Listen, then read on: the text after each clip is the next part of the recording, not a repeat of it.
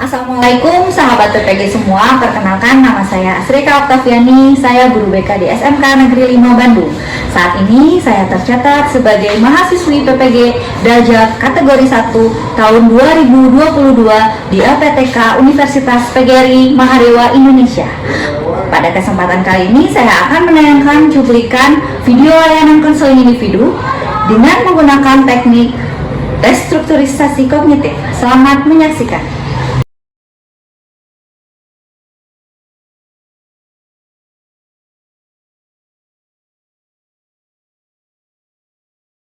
Assalamualaikum Bu.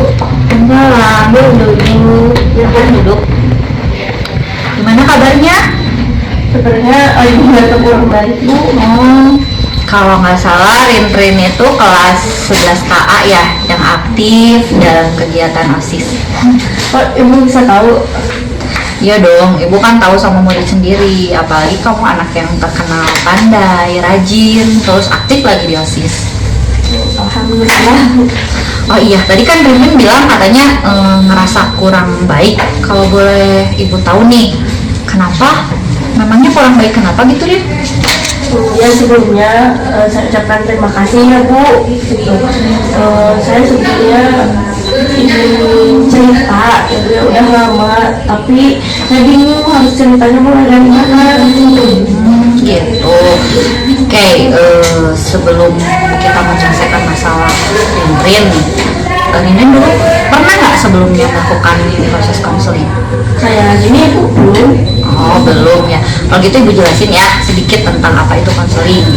Jadi proses konseling itu suatu tindakan profesional ya dalam bentuk tatap muka langsung untuk membantu proses konseli. Konseli itu Rin ya di sini ya. Konseli yang bermasalah, dan di dalam proses konseling tersebut ada asas-asas nih yang perlu dipatuhi ya. Yang pertama, asas kerahasiaan. Nah, jadi Rin nggak usah takut cerita ini bocor karena ini asas kerahasiaan ini ada dalam tahap konseling ya.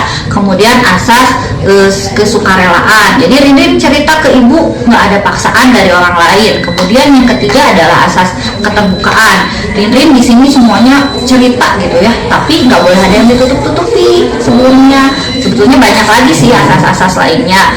Jadi proses konseling ini kita batasi yang maksimal 45 menit ya. Jadi dalam proses konseling ini sebetulnya Rin sendiri yang bertanggung jawab atas masalah yang Rin hadapi. Ibu hanya membantu gitu ya, menangani, membantu mengarahkan permasalahan dalam diri Rin. Oh gitu ya Bu ya, kalau proses konseling sekarang saya udah cukup tahu. Alhamdulillah kalau misalnya Rin udah paham ya. Sekarang bisa Rin ceritakan sama ibu apa sih yang sedang Rin hadapi, masalah apa sih yang Rin hadapi?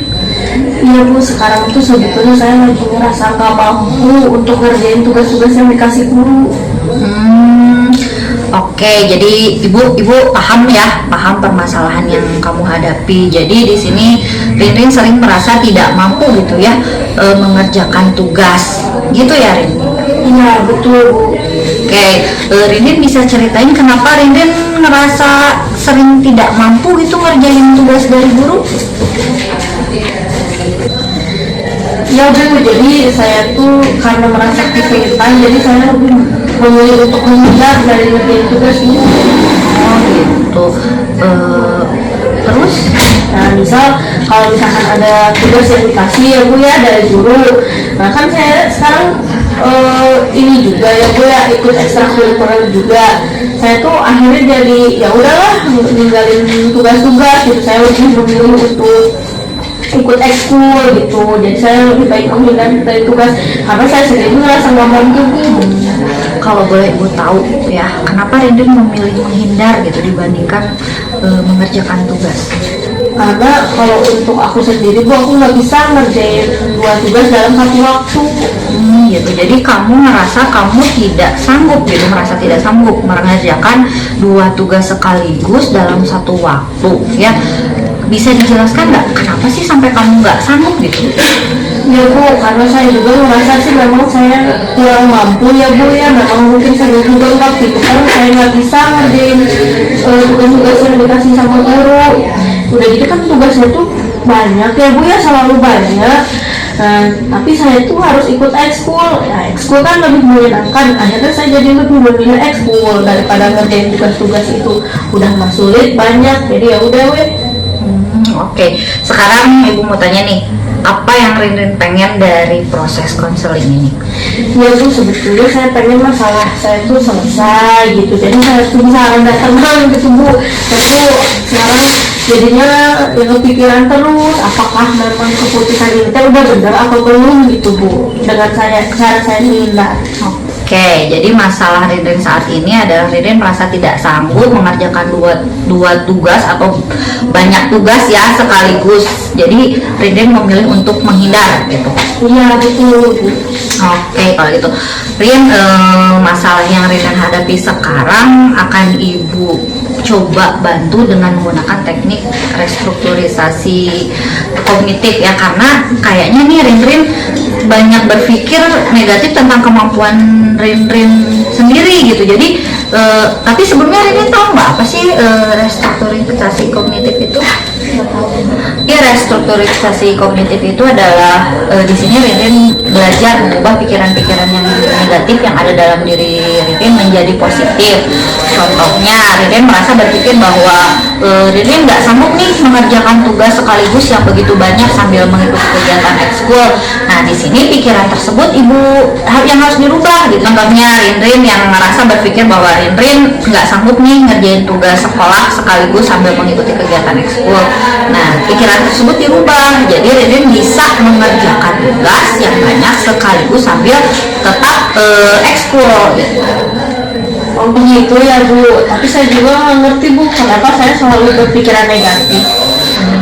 Tapi sebelumnya berarti Rin setuju ya ibu pakai teknik restrukturisasi kognitif ini? Ya Bu setuju. Oke, sekarang ibu mau nanya sama Rin. Menurut Rin, apakah teman-teman Rin yang mengikuti kegiatan ekskul dapat menyelesaikan tugas sekolah dengan tepat waktu? Sebenarnya kebanyakan sih bisa Bu. Kira-kira nih, menurut Rin, kenapa mereka bisa mengerjakan tugas sebanyak itu, sedangkan kamu nggak bisa? Kayaknya karena mereka nggak takut. Takut kenapa? Dia takut kalau nggak bisa ngerjain tugas yang banyak dalam satu waktu Bu. Sambil ngerjain tugas, sambil ekskul mereka bisa. Oke, terus? Nah, kalau yang saya lihat ya Bu ya dari mereka itu, mereka sih nggak pernah punya pikiran kayak saya. Kalau misalkan ada tugas nih Bu ya dari dulu, kalau mereka sih ya udah langsung aja ngerjain gitu, tanpa ada takut salah atau gimana. Tapi beda nih Bu ya dengan yang saya lakukan gitu. Atau mungkin mereka memang kemampuannya lebih sih Bu dari saya. Gitu. Apalagi kira-kira? Nah, kalau saya ya Bu ya sebelum mengerjakan apa-apa tuh saya udah tiba-tiba kepikiran gitu Bu, takutnya nggak bisa, takutnya saya salah, terus akhirnya ya udahlah kerjanya dikerjainnya gitu, saya hindar aja. Gitu. Tapi ibu mau tanya nih ke Rin, apakah beban tugas nih yang diberikan sama guru itu berbeda pada setiap siswa? Jadi kamu tuh berpikir kamu nggak akan bisa gitu ngerjainnya, padahal kan tadi kamu bilang teman kamu bisa ngerjain tugasnya. Sebenarnya sama ya Bu ya, karena kan itu kan tugas di kelas ya Bu ya. Tapi ini mungkin karena ketakutan saya ya Bu ya, kayaknya negatif thinking. Akhirnya saya jadi ya udahlah menghindari daripada saya salah.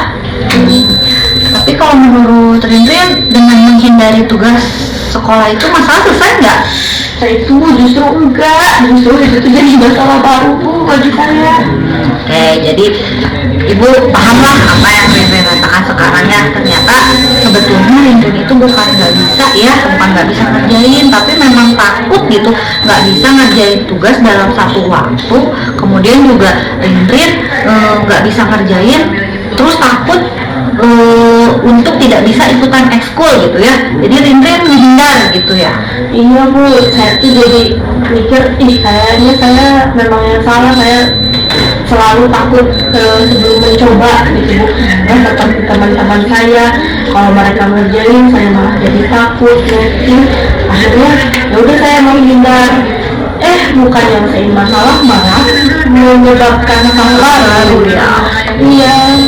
gitu Rin. Sekarang yang perlu Rin sadari ya, jadi ketika temen Rin bisa nih gitu, kenapa kamu nggak bisa gitu ya, padahal tugas yang dikasih guru tuh kan sama ya bebannya gitu, sama kamu, sama teman-teman kamu, terus juga sama-sama mereka juga ikutan kegiatan ekskul. Iya Bu, dan saya juga sebelumnya memang nggak pernah berpikiran negatif seperti ini Bu. Coba pikirin ya sekarang, kalau misalnya nih kamu terus-terus menghindari tugas yang dikasih guru, apa efeknya? Apakah bagus untuk prestasi kamu? Padahal yang ibu tahu kamu kan murid yang cukup pandai ya di kelas, kemudian juga aktif, berprestasi. Enggak Bu, saya harus berubah. Perubahan seperti apa? Bisa dijelaskan? Saya harus berusaha ya Bu ya, untuk nggak lagi berpikir negatif tentang diri saya. Mungkin itu saya harus percaya kalau saya mampu ya Bu. Terus saya juga harus bisa yakin kalau saya bisa mengerjakan tugas walaupun saya ikut ekskul ya Bu ya. Tapi saya juga mau gitu tugas saya juga selesai gitu Bu ya, dan nggak tertinggal jauh aja sama teman-teman yang lain. Alhamdulillah kalau misalnya Rin mau berubah dan jadi Rin yang lebih baik lagi ya. Akhirnya Rin udah menemukan pemikiran positif gitu ya tentang kemampuan yang Rin punya gitu. Tapi Rin nggak nyesel nih sama keputusan yang akan Rin ambil. Enggak Bu, memang saya harus berubah. Good ya, jadi Rin sudah bisa menemukan pikiran positif, bahwa Rin mampu, Rin bisa ngerjain tugas yang banyak sambil ikut ekskul gitu ya. Berarti sekarang Rin bisa dong ngerjain tugas yang tertinggal. Ya Bu, saya yakin saya bisa. Baiklah, hari ini Rin sudah bisa menyelesaikan masalah Rin sendiri dan sudah bisa berpikir positif tentang kemampuan Rin dan tidak akan menghindar lagi ya ketika nanti guru memberikan tugas yang banyak sama kamu. Iya Bu, nggak akan lagi. Insya Allah sekarang saya bisa Bu. Terima kasih ya Bu ya. Sama-sama. Sekarang gimana perasaannya Rin? Sekarang udah lebih lega Bu. Sebenarnya saya udah bisa konsultasi ke Ibu. Ibu bisa dikomando juga perasaan saya ya Bu ya. Karena saya tahu langkah apa yang harus saya ambil ke depannya. Sekali lagi saya udah terima kasih ya Bu. Iya, sama-sama Rin. Kalau gitu kita udah sekitar 15 menit nih ya. Pertemuan sesi ini kita akhiri sampai di sini dulu. Tapi sebelumnya Ibu mau ngasih PR nih buat kamu ya, kerjain di rumah gitu. Sederhana aja sih Rin PR-nya. Nanti kamu hanya menuliskan pikiran-pikiran negatif nih yang sering muncul dalam diri kamu gitu ya. Misalnya dalam menghadapi masalah di rumah atau misalnya menghadapi masalah di sekolah. Jadi nanti di sini Rin tulisin pikiran negatif Rin apa. Nah, yang seharusnya nanti dirubah jadi pikiran yang positif. Bikin tabel aja kayak gitu. Nanti di sini yang negatif, ini harusnya positif apa. Jadi nanti boleh masalahnya masalah di sekolah atau di rumah, di mana sama teman, sama guru ya. Tulis gitu. Oh, jadi dalam bentuk tabel Bu? Iya, jadi dalam bentuk tabel ya. Ngerti kan? Ya Bu, saya paham Bu. Kira-kira kapan Bu bolehnya? Boleh deh lusa ya. Lusa jam 10 kita kesini lagi. Oh iya siap Bu, kalau gitu sekarang saya ke kelas lagi ya Bu ya. Ya, Makasih ya Bu ya. sama-sama. Iya, waalaikumsalam.